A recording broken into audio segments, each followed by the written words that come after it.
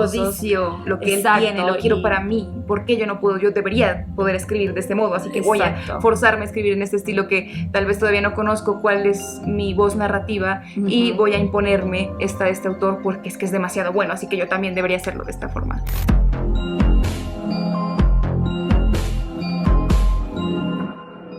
Hola de nuevo mis queridas y queridos arcadianos y bienvenidos a un nuevo video de Arcade Books junto a mi querida... Tenía que decir... Ayelen Esker. Ya hicimos un grito juntas, el book tag de la lectora indignada. Nos estuvimos ahí indignando un poquito sobre la literatura, los libros, la escritura. También metimos ahí un par de comentarios respecto al mundo de las editoriales y tal. Así que vayan a verlo si todavía no lo han visto. Y en esta oportunidad vamos a hablarles de escritura porque mi amiga aquí es maravillosa escribiendo y también dando consejos para escritores. Así que aprovechando su fantástica compañía hemos decidido hacer este video que es bastante creativo y bastante necesario, creo yo, para muchos escritores que podrían sacarle provecho, porque vamos a hablar nuevamente de consejos para escritores. Muy bien, ahora sí nos salió. Elegimos los 7 capitados... Los 7 pecados capitales de escritores. Algo así. Errores capitales de los escritores son muy frecuentes. Además, son atroces, chicos. Si ustedes están cometiendo alguno de esos errores, por favor, háganse ese examen de autoconciencia que es muy necesario cuando estamos en el proceso de escritura. No solo apegarnos a las virtudes que podemos tener, es cierto, mientras escribimos, sino también a aquellas cosas que a veces por estar demasiado entusiasmados con un proyecto pasamos de largo y es importante que nos hagamos conscientes de ellas antes de depositar esas historias en manos de nuestros lectores. Y vamos a comenzar con el primer pecado capital, que es la soberbia. Puede pasar desde diferentes puntos y uno de los más comunes es que los autores no logran emanciparse de su personaje y de hecho se proyectan en ese personaje de una forma tan evidente que cuando uno como lector va a leer esos libros, lo que siente que está pasando allí es que está leyendo la vida del autor. Le atribuye características de su personalidad, a veces incluso le atribuye características físicas y en un punto uno como lector dice, oye, no quiero leer el libro porque tú como escritor me lo estás contando o porque tú te proyectaste sobre este personaje y quiero que esa historia se emancipe de ti, que me olvide yo de quién está escribiendo porque los personajes deberían ser los que acaparen mi atención. Pasa mucho, sobre todo cuando la gente comienza a escribir.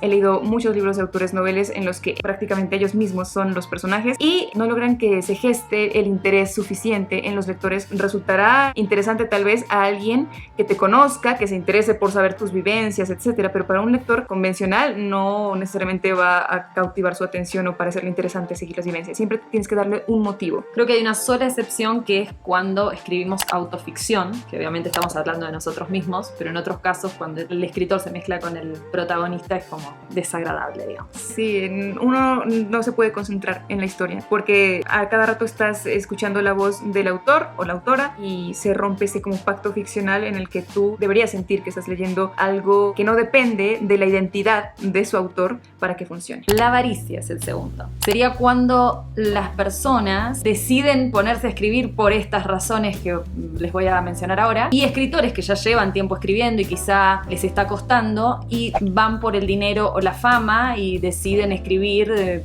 cierto tipo de historias o cierto género porque es lo que más se vende o lo que puede llegar a tener más posibilidades en lugar de hacerlo por pasión, esas historias que llevamos dentro que nos representan, que seguramente van a ser mucho más impactantes, cautivadoras. Exactamente, que quizá ponernos a escribir o a tratar de inventar o a forzarnos a escribir un tipo de historia que quizá no es lo que va con nosotros. Y también un consejo que creo que Brandon Sanderson es el que lo da en su curso de escritura creativa en el libro, es que deberíamos escribir siempre de cosas que amemos, que nos apasionen, porque nunca, jamás vas a saber el resultado de eso. Así que imagínense la frustración de una persona que no escribió por amor, sino por dinero, por fama, y que no le resulte.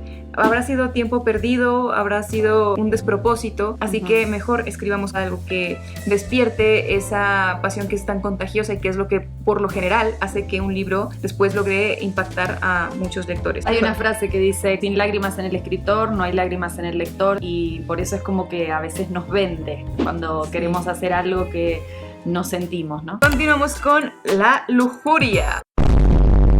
Pueden ocurrir dos fenómenos. En primer lugar, que haya un exceso desmedido e innecesario de escenas para mayores de 18 años. Cuando son romances, muchas veces hacen que los personajes entren en una especie de bucle en el que pelean y se reconcilian y pelean y se reconcilian. Y así una y otra vez. Y en cada reconciliación les ponen una escena del sin respeto. Stop it.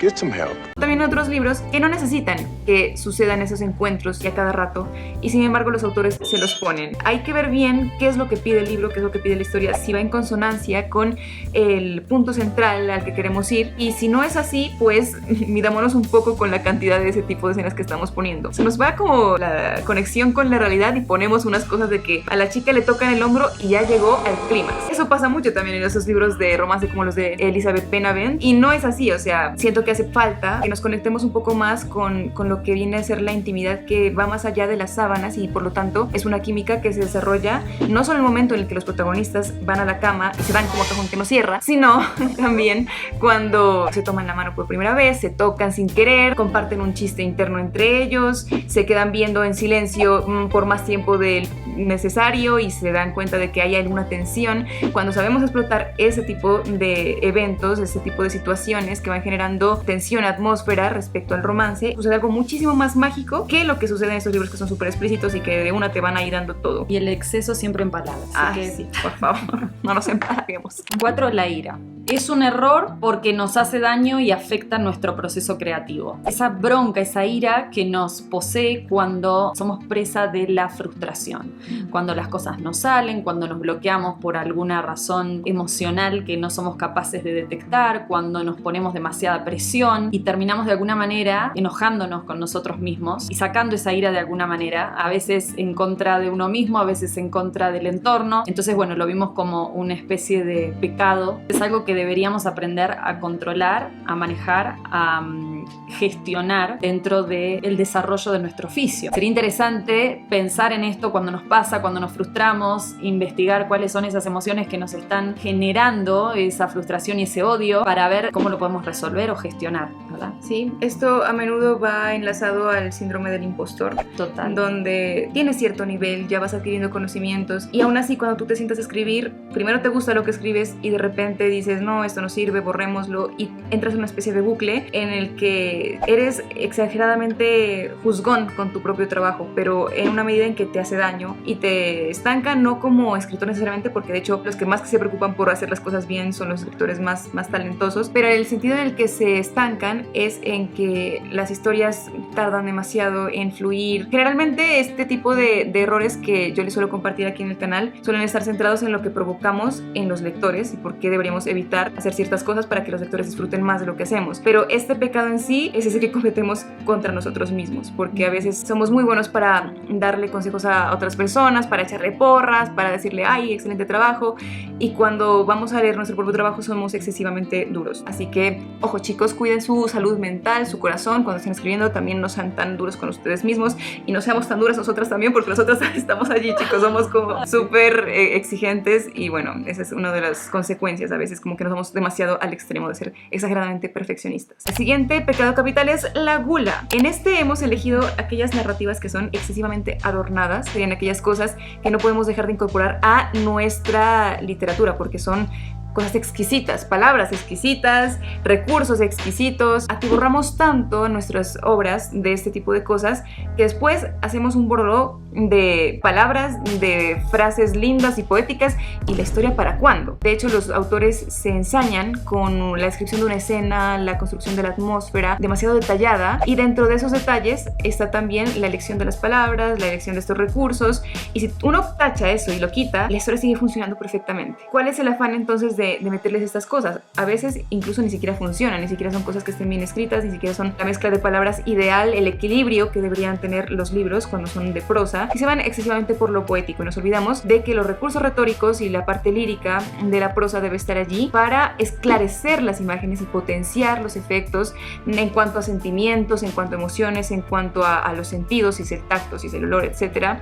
Y no para nublar las cosas. Así que cuando estemos en ese punto en el que nuestra narrativa se convierta en un banquete de cosas exquisitas, palabras exquisitas y cosas de esas, y estamos viendo que la historia no lo necesita, podemos ir viendo ahí en la edición qué tanto tachamos, y créanme que va a ser un trabajo que muchos autores noveles van a tener que hacer porque quieren comenzar a lo grande y creen que escribir un libro, incluso los diálogos, incluso cualquier descripción sencilla, consiste en hacerlo todo de manera grandiosa y excelsa y no es lo natural, chicos. Así que debemos encontrar ese equilibrio para no cometer el pecado de la gula. Un buen ejemplo de esto fue Lovecraft, que empezó escribiendo así muy pomposo y él mismo se dio cuenta de que era innecesario y fue de alguna manera desnudando su lenguaje, y si bien continuó escribiendo de una manera poética, lo redujo a lo necesario y nada más, que ese sería el consejo, ¿verdad? Así es. La envidia.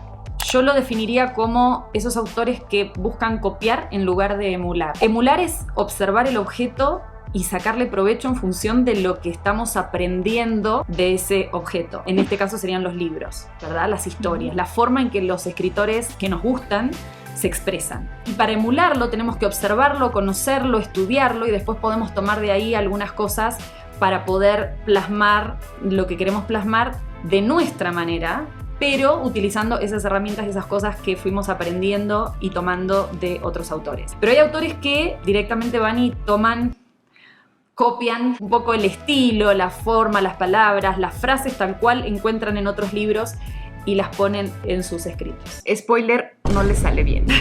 Eso nunca sale bien. Eso nunca sale bien, exactamente. Porque estamos desconociendo los elementos que estamos tomando, ¿verdad? Entonces, claro, por esa razón nunca sale bien.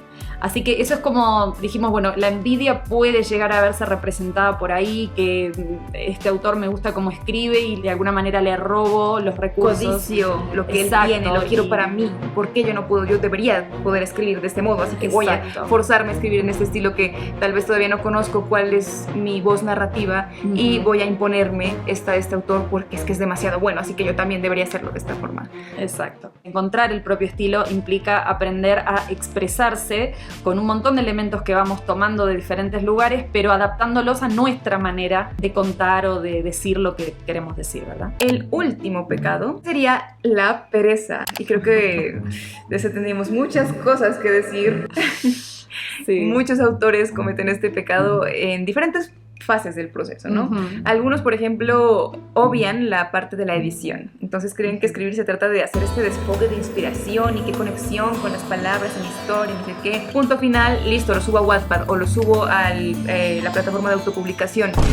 Amigos, ¿y la ley da para cuándo? Y la edición y la corrección. Murakami, en su libro De qué cuando habló de escribir, dice que escribir en una medida enorme es reescribir. Así que, ¿qué estamos haciendo como escritores si lo que escribimos ni siquiera nosotros queremos darle esa revisión porque nos emocionamos, pero no nos aseguramos de que esa historia va a llegar de la forma más clara posible, más correcta posible a nuestros lectores? Y el efecto de eso suele ser que no logramos cautivarlos porque faltó esa revisión en la que debemos aislarnos un poquito de nuestra vanidad, de los sentimientos que tenemos por la historia y decir, bueno, voy a ser autocrítico conmigo mismo y voy a decir, aquí me faltó esto, debo cortar esto, etc. Entonces, ojo con esa perecita que le da mucha gente de que cree que escribir es solo el momento de inspiración. Escribir, de hecho, es un proceso muy difícil y exige muchísimo de nosotros, muchísimo tiempo y más allá del que usamos para escribir, aquel que usamos para reescribir. Que por lo general en ese proceso de reescritura es donde comenzamos a encontrar el diamante en bruto dentro de todas esas cosas que escribimos, y ahí incluye eso, cambiar algunas palabras, corregir errores tipográficos, la redacción, darle todo lo que podamos a nuestro libro antes de que caiga en manos del público. Eso, digamos que es pereza en cuanto a cuando el libro ya está escrito, digamos, ¿no? Obviar la edición. Pero eso también suele suceder en el momento en el que comenzamos a escribir la historia y decimos, es que yo soy escritor de brújulas y que yo escribo en el momento porque quiero sorprenderme con lo que voy escribiendo, bla, bla, bla. No se conocen todavía como escritores, no saben cómo funcionan, pero ya decidieron que son escritores de brújula porque les da pereza a veces ponerse a estructurar. Voy escribiendo aquí lo que me salga y ajá, no importa. El problema de eso es que muchas veces, y les digo esto porque Aya y yo ambas trabajamos comentando textos, corrigiendo, y un patrón que se suele ver allí en este proceso es que hay chicos que ni siquiera sabes qué tipo de historia te van a contar. Simplemente están ahí escribiendo una cosa, un capítulo, pasa una cosa a la otra y no hay como un hilo argumental que nos conduzca de A a B y después de B a C, sino que va A, Z, Y, no pasa nada, no hay una promesa, no hay algo que a uno lo mantenga leyendo, y eso se conecta un poquito con lo que les comentaba al principio de la gente que se pone a escribir su propia historia, por ejemplo, o se proyecta en el personaje y le comienzan a pasar cosas a ese personaje, pero son cosas que no logran generar ningún interés en el lector, y muchas veces pasa eso por una falta de estructura narrativa. Y también siento yo que es deber del escritor más o menos ir estructurando saber un poquito pensar, ¿no? Qué tan racional es que le pase esto a este personaje, qué tan funcional, qué tan práctico, qué tan necesario, ¿no? Cada uno de esos momentos que van marcando el desarrollo de una narrativa que esté sustentada en pilares y no el capricho, digamos, de los escritores. Un truco para esto es tener claro el conflicto del personaje, que hay conflictos internos y externos, ¿no? Externos a él, cosas que le pasan en su entorno, y conflictos internos que tienen que ver con sus emociones, con sus sentimientos, con sus aspiraciones, Sí, claro. el objetivo. Bueno, cuando conocen bien a los personajes, generalmente es más fácil estructurar la historia y llevarla hacia un puerto, ¿no? Claro. Específico. Y otra clase de pereza dentro de lo que es la escritura está muchas veces cuando hay gente que quiere ser buen escritor, quiere escribir bien, pero no se hace el tiempo para sentarse a leer, pero a leer con atención, con detalle, ¿verdad? Claro. Y tampoco se hace el tiempo para sentarse a escribir. Aunque sea algunas veces a la semana, es algo que es un oficio que se aprende con la práctica. Entonces, Claro. eso también es otra clase de pereza de, bueno, gente que no se sienta a practicar lo suficiente o a leer lo suficiente y no entiende por qué no llega a ser buen escritor, ¿no? Entonces, Esto me recuerda justo a una pregunta que nos dejaron para el directo de preguntas y respuestas que hicimos. Alguna chica me preguntaba, una arcadiana, que ella quiere escribir, quiere ser escritora, pero le da mucha pereza sentarse a escribir. Ahí deberíamos replantearnos si realmente es nuestra pasión, porque cuando escribes un libro generalmente es porque no puedes evitar hacerlo, necesitas encontrar este momento para ti, para desarrollar la historia, para expresarte por ese medio, porque habrá personas que quieran expresar algo y encuentren otra forma, como la música, como... Bueno, hay muchas otras artes que nos permiten expresarnos, pero si nos da pereza escribir y queremos ser escritores, ahí debemos pensar muy bien si es el medio a través del cual queremos canalizar nuestra experiencia de vida, lo que sentimos, etc. No debería ser una situación que nos genere pereza, sino más bien entusiasmo. Creo que fue Doris Lessing que dijo que no hay nada más doloroso que llevar dentro una historia que no hemos narrado, que no hemos contado todavía. Y esa es más o menos la sensación del escritor, ¿no? La necesidad de sentarse a narrar, a contar aquello que, bueno, nos da vuelta en la cabeza y forma parte de nosotros en distintos momentos del día o de la vida, ¿verdad? Así es. Entonces, nada de pereza, mis arcadianos, ni pereza ni ninguno de estos otros pecados capitales que les hemos compartido aquí con mi querida Ayelen. Esperamos que les haya gustado este videito. Si fue así, no olviden dejarnos sus likes, comentarnos en los comentarios qué les han parecido esos pecados capitales, cuál es el que más cometen, sean sinceros con nosotros, cuál es el que cometes más tú, amiga. Y yo creo que la ira. Sí, estamos Creo que totalmente somos de las acuerdo. dos. Sí, somos las dos. La materialización del pecado de la ira del escritor. Esperamos que esto los inspire, los ayude a conocerse un poquito más como escritores, a reconocer esas debilidades que después se pueden convertir en cosas que favorezcan nuestras virtudes cuando las superamos. Les mandamos muchos besos, abrazos y nos vemos ustedes y yo en la próxima sesión de Arcade's Books. Come with me.